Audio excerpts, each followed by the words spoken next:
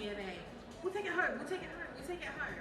But taking a slightly different turn with my guest here in the radio booth, I have a very young and passionate Nigerian who makes Nigerian food and really wants to showcase why I suppose all of us right here in and outside of the hall should patronize her company. Hello, Tracy.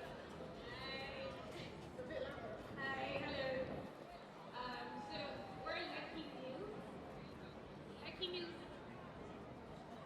Tracy, tell us about your company and what you make. Okay, so Lucky Meals is a fully owned Nigerian yam processing brand. Okay. We sell frozen yam chips for easy convenience. You can eat our yam all year round. We have the best frozen yam chips. If you do say so yourself. I do say so myself. Okay. Currently, we're currently exporting to UK. Okay. UK, and we're here today to showcase our yam.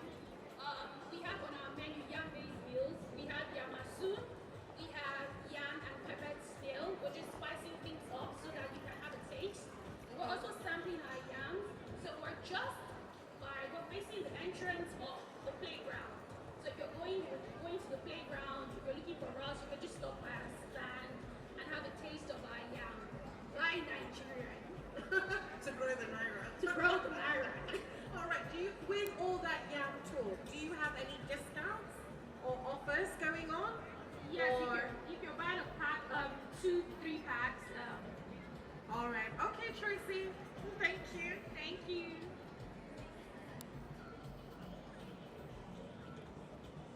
Oh yes, we're a lifetime with so much to eat and drink, and the GT Code Food and Drink 2024. Big announcement, we're calling on Mrs. Feyishayo Garuba. Feyishayo Garuba. If you can hear us, please come to the radio booth. You have your son